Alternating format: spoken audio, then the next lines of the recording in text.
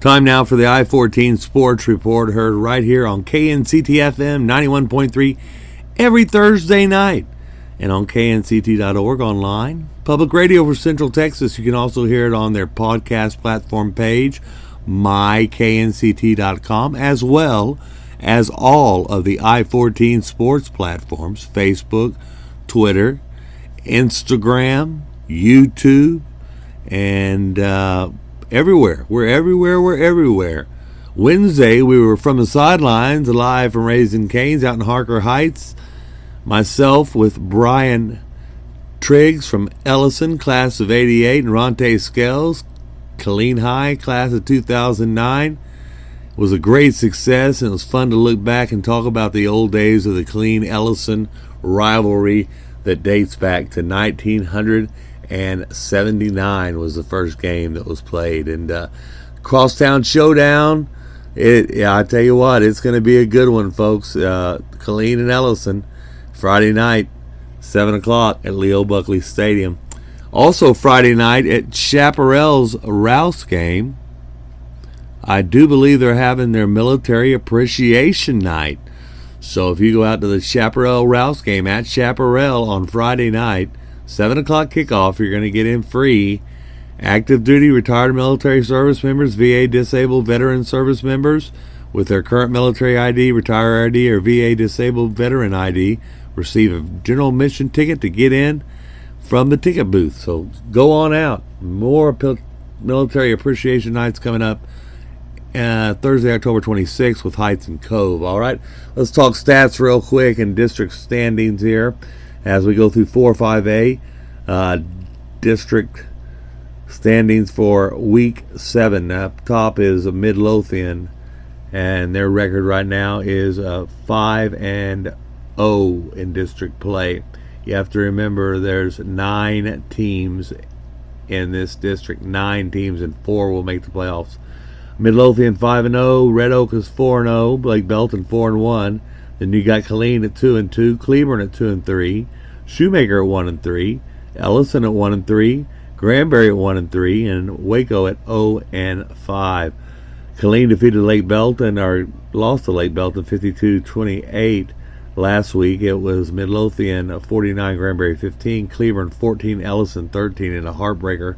And Red Oak all over Waco 63-7. Games this week: Shoemaker at Waco, Ellison's at Killeen, Lake Belton's at Granbury, and Red Oak is at Cleburne. Midlothian has the open date in that district. Top offense in the district: Shoemaker, rushing offense. Lake Belton, the top passing offense. Total offense: Shoemaker up top, Killeen right behind him with total offense 466 and 460 per game, respectively there.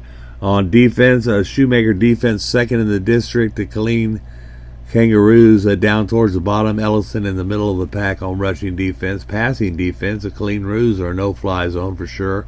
Second best defensive secondary in the district.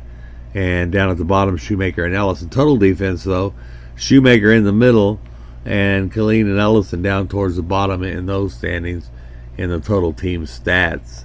As you look at his individual stats, I'll tell you what, Roderick Norman's having a great year this year for the Killeen Kangaroos. 63% of his passes have been completed at 1,600 yards, 16 touchdowns, and 5 interceptions for Roderick Norman.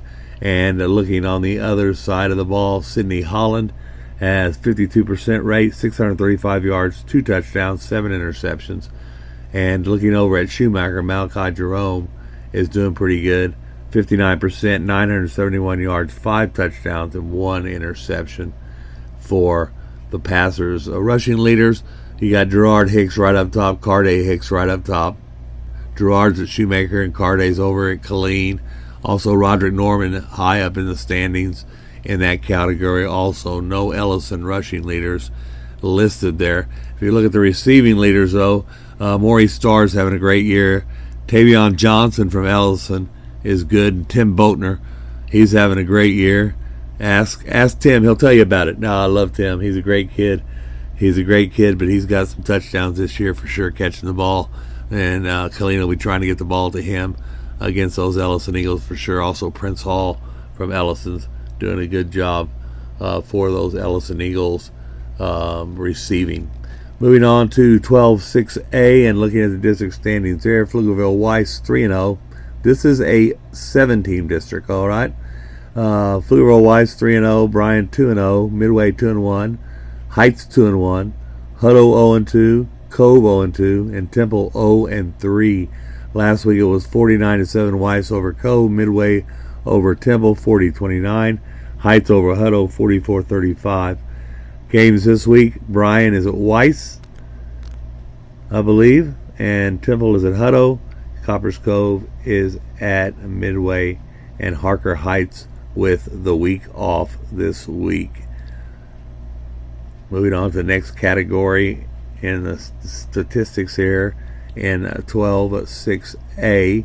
We'll talk about the total offenses and defenses here.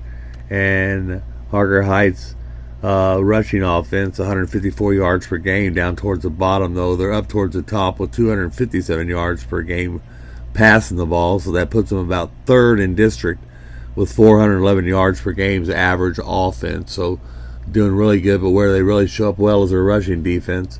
Heights has only given up 156 yards a game on the ground and 192 through the air, so they are the second best district defense, right behind Weiss by a 4-yard average.